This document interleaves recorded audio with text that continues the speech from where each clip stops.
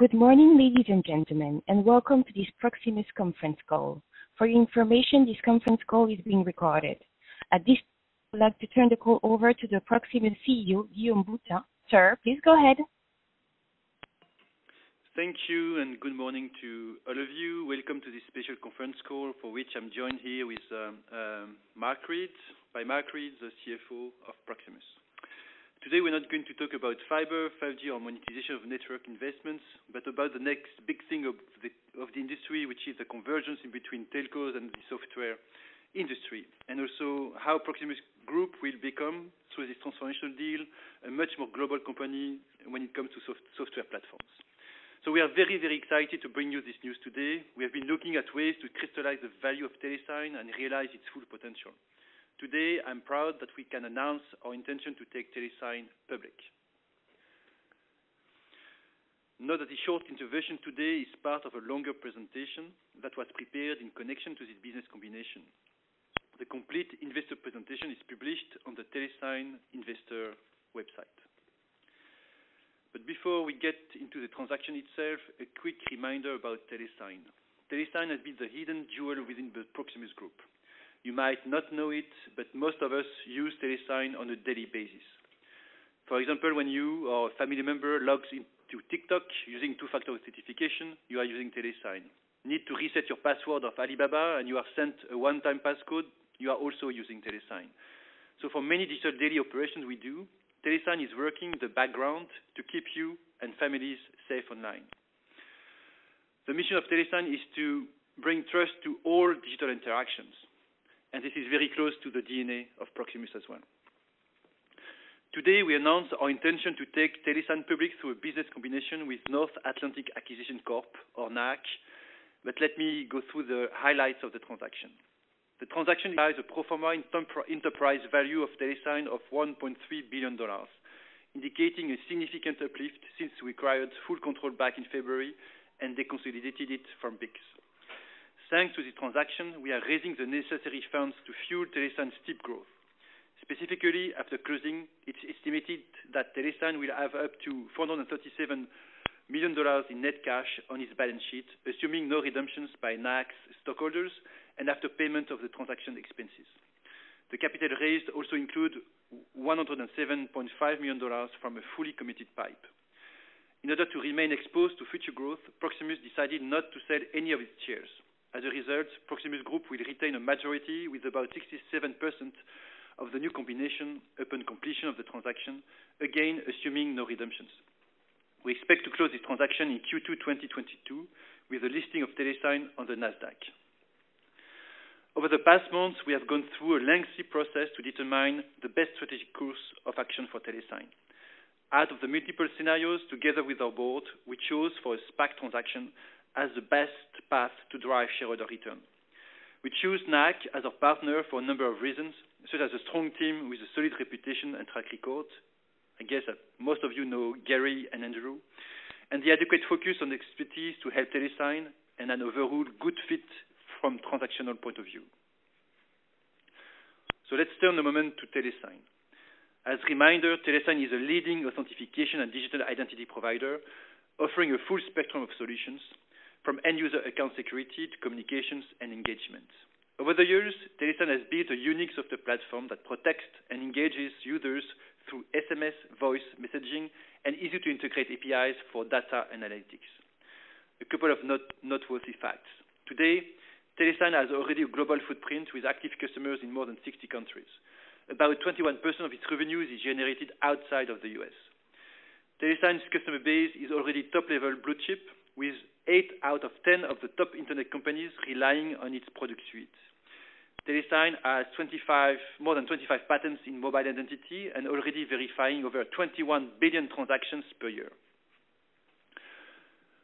Looking at the financials, the historical growth has been amazing so far, with an expected revenue of $391 million for this year. This implies a 42% revenue CAGR over the past 3 years, in addition to delivering a profitable business model. Gross profit has also been growing nicely, and we see a gradual shift towards more profitable digital identification services, which will represent just over 30% of the total gross profit for this year. As the world around us is becoming more digital, TeleSign's mission to make internet a safer place is also becoming increasingly important. Whether it is about shopping, education, travel, finance, and many other things, all these activities are rapidly moving online with a smartphone as a primary entry point. This brings new challenges with an increasing risk of cyber fraud, safety issues, and a lack of reliable digital identity data. That's why the market that TeleSign is operating in is growing so rapidly. In 2019, the total addressable market for TeleSign was about $18 billion. By 2024, it should exceed $54 billion, which means a CAGR of almost 25%. The tailwinds for the industry and for TeleSign are substantial. Digital transformation is undeniable, and the pandemic has moved things even faster. Of course, TeleSign will grow with its industry, but that's only a part of TeleSign organic growth strategy, as you can see on the slide. The second lever is continued growth, cross and upselling from its current customer base. We expect the established customers to deploy TeleSign solutions across broader portions of the businesses. Today, about 35% of TeleSign customers buy products from 2 or more of TeleSign's categories, so buying authentication, CPaaS, and fraud management products. While 35% is already a nice number, there is room for further growth within that existing customer base. The third driver of growth is to move into new customer segments, especially expanding from large enterprises into smaller companies with APIs. This is expected to bring significant value over the next year or two. Lastly, TeleSign has a great opportunity in growing with existing and new customers globally. Today, 79% of TeleSign revenue is coming from US companies, but the end users of the TeleSign products are already spread around the globe. And this means that we have a significant untapped potential. As I said, this is our organic plan, supported by the existing talent and organic investments. Should there be M&A opportunities, it could accelerate the plan even further, thanks to the currency we just created, but this is not part of any of projections currently made. We expect this strategy to result in further growth going forward, with an acceleration in the identity business. Specifically, the CAGR for both revenue and gross profit in this business line is expected to be above 55% over the next 5 years. At the same time, the communication business remains an important financial contributor, and TeleSign expects to grow at least in line with the overall market. All in all, we should reach $1 billion of revenues by 2026. With today's announcement, Proximus continues to pave the way for future growth and value creation for our shareholders. On the domestic side, we have announced our return to growth powered by our gigabit network strategy. But also, and increasingly so, we are expanding our reach thanks to TeleSign and the rebound of BICS. Together, these complementary assets will ensure a more resilient and future-proof business mix. Very concretely, this transaction is beneficial for Proximus at 3 levels. Firstly, from a valuation perspective, we believe that the full value of TeleSign is not reflected today in Proximus' share price. By externalizing this value, making it transparent, we are bringing meaningful value uplift for Proximus shareholders. Secondly, we create a currency for TeleSign growth. It will enhance the financial and strategic flexibility of TeleSign. This also means that it allows us to optimize our group capital allocation. We are able to reinvest in TeleSign without making compromises at a local level, mainly on fiber. And finally, as we remain a majority shareholder, we remain exposed to the attractive growth of profile of TeleSign, creating value in the long run. So to conclude, a public market listing of TeleSign will enable the company to accelerate its transition to digital identity and achieve its growth plan. It will fund the organic growth opportunity. It will support the geographic expansion.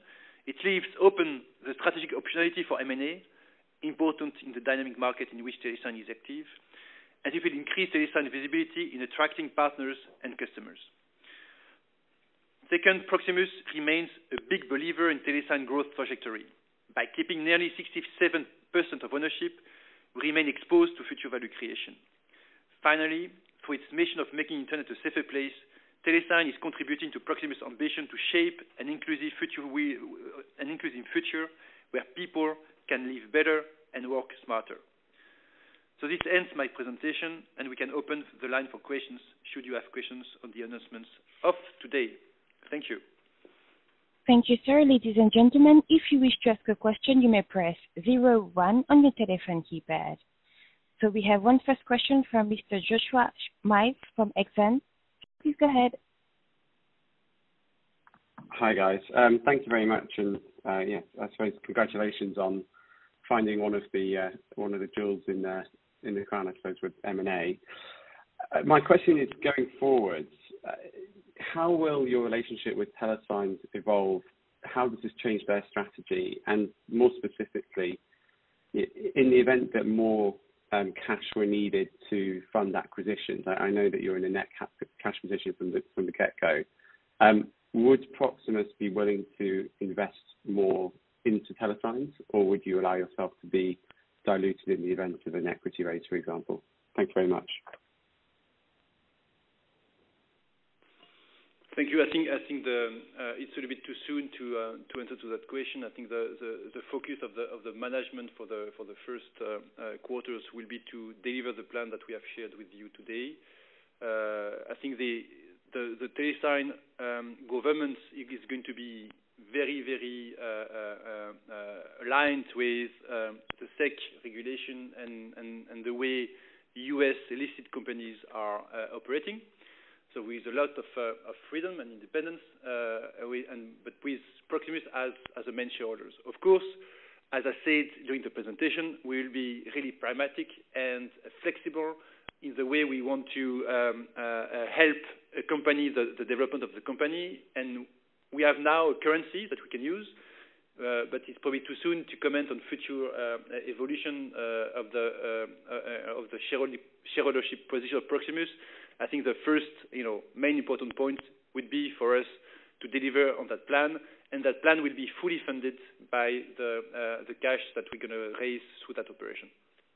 Yeah, again, that's exactly right. And I think, Josh, if you take a look at the financial projections that are in the pipe deck, you can see the cash profile there. And so we fully believe this transaction will be more than adequate to fund that plan as we see it today. Thanks, guys. Thank you, sir. Next question is from Mr. Martin Hammerschmidt from Citi. Sir, please go ahead. Yeah, thank you, guys. I have two quick questions. And the first one is, so why the need to bring TeleSign to the market now and not sort of continue to develop it internally?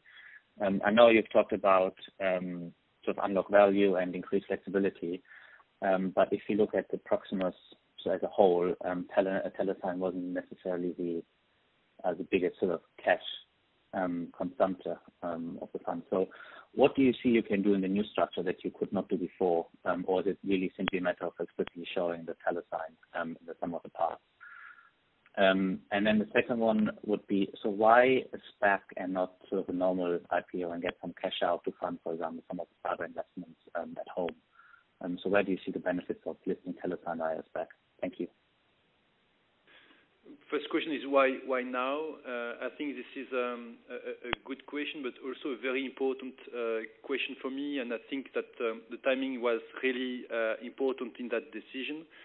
I think we are a war for talent here, and we are operating in that software industry, and this is really important in that space to create the right environment to be able to attract, maintain, and retain talents, and that's important. Second, in that software business evolving so rapidly, if we have to have full flexibility, strategic full flexibility, creating that currency was really, really important. That market is evolving so fast that we wanted to have all options available in our hands to continue to develop the company. So that's already two very, very important reasons. And there are two types of category in the software industry. Also for creating momentum for customers or partners. When you are listed, I think you are really changing the category of the company, and you have also different discussions with your environment. And last but not least, and it's also important, I know we are not that leveraged. We have a very sound and healthy balance sheet. But at the same time, in terms of capital allocation, I think this is a very sound decision to try to self-fund the development of TeleSign without jeopardizing our ability to develop our gigabit infrastructure here in Europe. So for all those reasons, I think the timing was quite important to go fast and to maximize the chances of TeleSign to grow to the 1 billion revenue company that we want to generate before 2025. And Martin, on the route, I think as you'd expect, we considered multiple routes, whether it's strategic, IPO, or SPAC. And I think once we'd done that analysis, I think we very quickly came to the conclusion that the SPAC route was very appropriate for the type of company that TeleSign is. In terms of as you'll see, the growth trajectory is very impressive, and the mix of the business as it goes forward is it's good to expose that from a valuation perspective. Guillaume talks about the speed and the process here in terms of IPO versus SPAC. I think you've seen the speed that we've been able to execute this deal. So I think that was one element also, and then valuation. And again, I think I think you both agree that the valuation that we've been able to expose through here, we think has been optimized through our choice. So that's the answer to that question. Thanks very much. Thank you, sir. Next question is from Mr. Ulrich Rathe from Jefferies. Sir, go ahead. Yeah, thanks very much. I have two questions, please. The first one is the companies competing in this space all have slightly different profiles. And I remember from the strategy presentation, Proximus that you did earlier, you highlighted Twilio and Sinch as comps. Who do you consider your peers most closely? And if you could draw sort of some lines in the business mix where you see TeleSign unique compared to the peers, so sort of a bit of a view on that would be helpful. And the second question is, what is Proximus's role as an owner? I mean, this is a bit of a funny company to own for a European telecoms operator. So why is Proximus the best owner for this? I mean, I understand, of course, there's value creation to be had in principle, but there's just an investment in a business. So why is Proximus the right owner for this? Thank you. In terms of peers, again, I think you touch on two. So Twilio, Sinch, I think again in our in the TeleSign deck, I think we give quite a broad comparison there. So bandwidth, Okta, and I think in terms of TeleSign, I think again in terms of we've talked about where TeleSign operates in that kind of space between secure CPaaS and digital identity, and so TeleSign really uses the ecosystem of the CPaaS to fuel the platform that we use for digital identity. So I think we operate in a space that is between the two, and I think that's a uniqueness to TeleSign, and again supports our overall growth trajectory for the business. So I think that's how we see it, and I think it's clearly set out in some of the material we've released this morning. And for me, it's not at all a funny company to own. To the contrary, as I said in the intro of the session of today, I think there is convergence happening. Convergence between telco and software, and we, as telco company, we need to evolve towards software companies. And we're gonna have some, European asset-based, infrastructure-based businesses in Belgium, in Luxembourg, and in the Netherlands, and we're going to have two global platforms. One is TeleSign, and one is BICS. And I think being active in the back office of the internet with BICS on one side and with TeleSign on the other side, building those software capacities also from Belgium, using the talent of the country, creating centers of expertise and excellence around AI and cybersecurity, is going to fuel and supercharge our ability to build services in Europe, but also to cross-fertilize what we are doing for other entities within the group. And, I'm fully convinced that strategically, telco organizations will evolve towards more software-centric organizations. And the good thing about software is that there is no limitation in terms of geographies. You can build a software and be immediately a global company, which is not the case with networks. But there are a lot of synergies in mastering the software piece to build the services that are going to be on top of your infrastructure in the countries where you do own an infrastructure. So I'm fully convinced this is the way to go. This is a new type of convergence that is going to happen in that industry. I'm sure that others are going to do the same. I think probably we are leading the pack in terms of that vision, but fully convinced that this is the way to go. And the good thing about software is that you can become global without owning infrastructure. And we have that capabilities with two assets within the group, as I said, TeleSign on one side, BIX on the other side. Thank you very much. Thank you. Thank you, sir. Next question is from Mr. Polo Tang from UBS. Sir, please go ahead.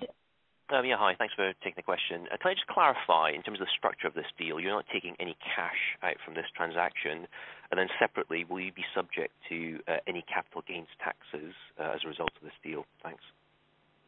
Hey, Paolo, it's Mark. Yeah. So you're correct that we're not taking any cash out of the deal, and we don't believe this will be a taxable event for us. Thanks. Thank you, sir. We have no other questions. Back to you for the conclusion.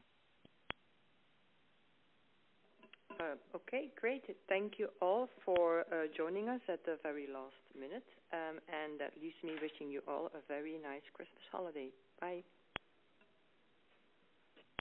Ladies and gentlemen, this concludes the conference call. Thank you for your participation. You may now disconnect.